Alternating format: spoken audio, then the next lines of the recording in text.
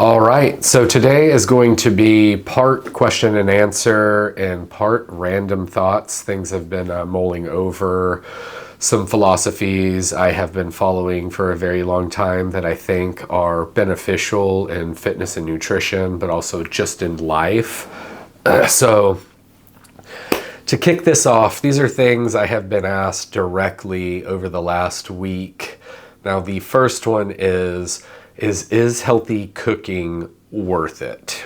So, I never honestly think about like if I'm in shape or not, but I guess other people believe that I'm quote unquote in shape. And so I'm often asked questions, whether I'm at the pickleball court or just random places. I don't have to name all of those places.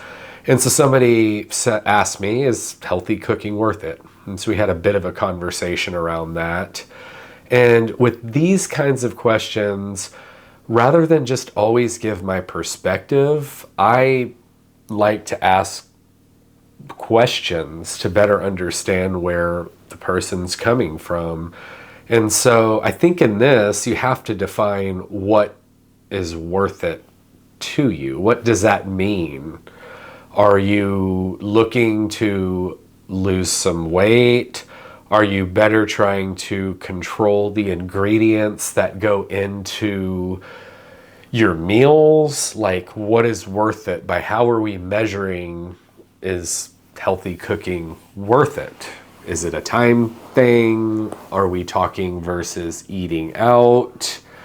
And so they were legit just asking, is healthy cooking worth it to me? So I answered them from that perspective, and yes, healthy cooking is worth it to me. It does take some adjustment. I believe it does take a little bit more time, especially getting to the grocery stores, making sure you have all of the ingredients.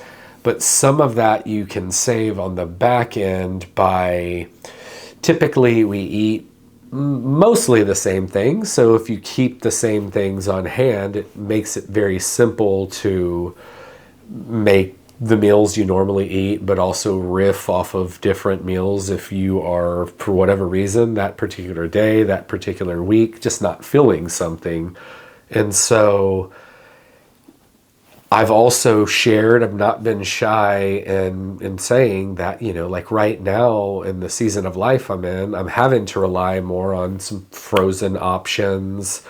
Thankfully, we are able to use like pre-packaged, meal service. We don't rely on that fully, but even not having to worry about 2 dinners per week is a huge stress relief, given that I cook and prepare 99% of the food in my household.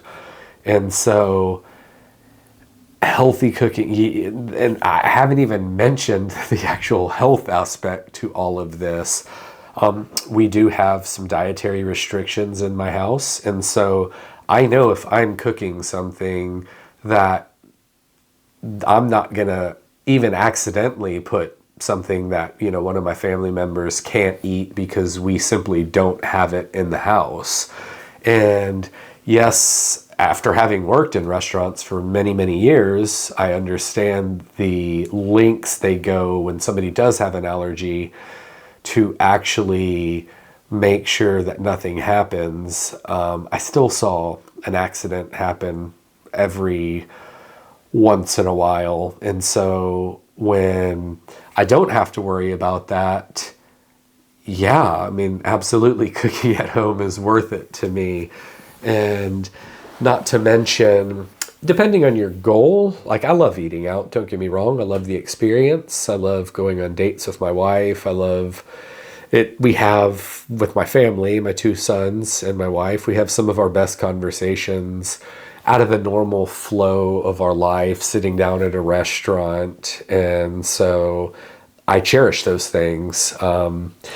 So I think defining, just to kind of tighten this back up, is it worth it? I think you have to define how, like, what that means to you. If you're somebody who trying to save some money, you feel like you're eating too many calories because of the tastier options outside, you can simply make those very same things cheaper, healthy, and really, honestly, in my opinion, taste just as good if you're preparing them in your house. Plus, you can control what goes into it.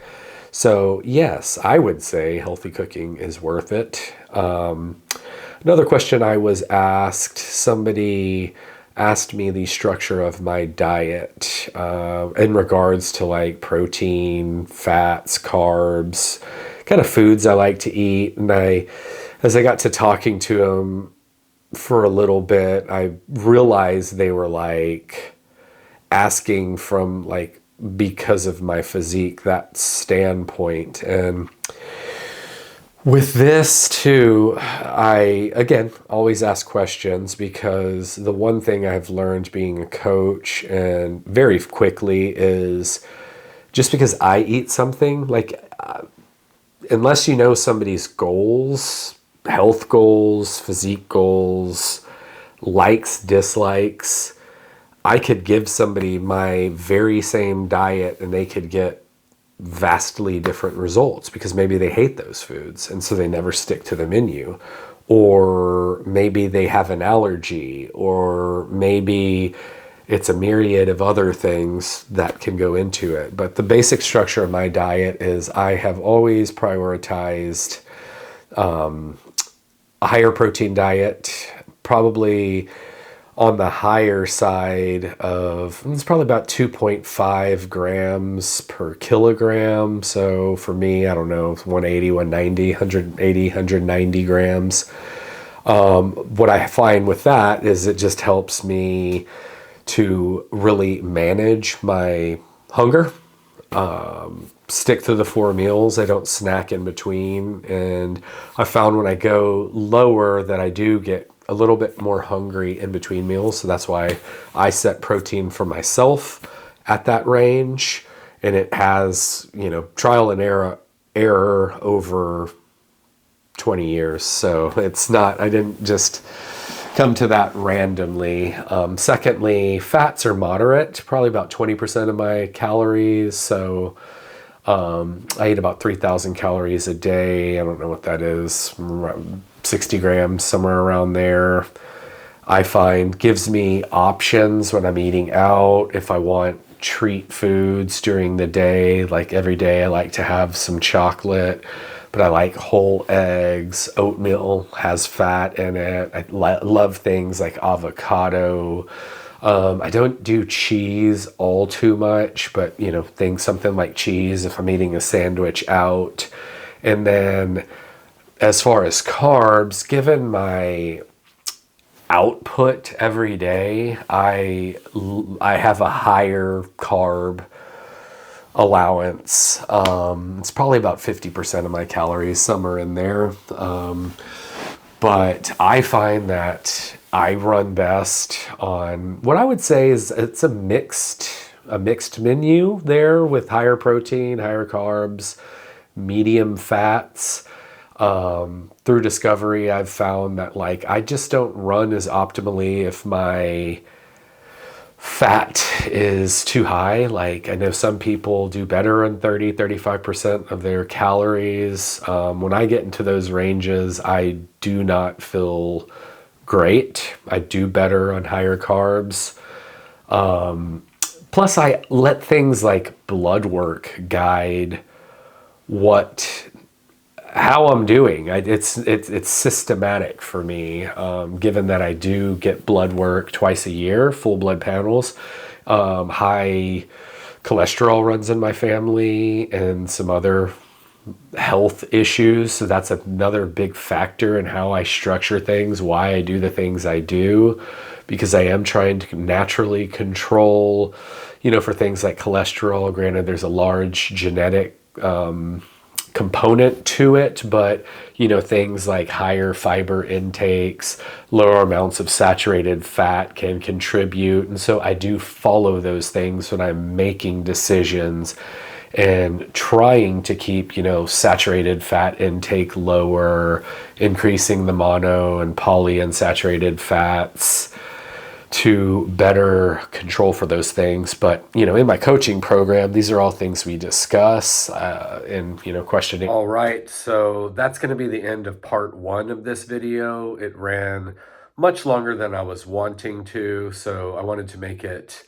more digestible, no pun intended there. So I've kept keeping it at 10 minutes.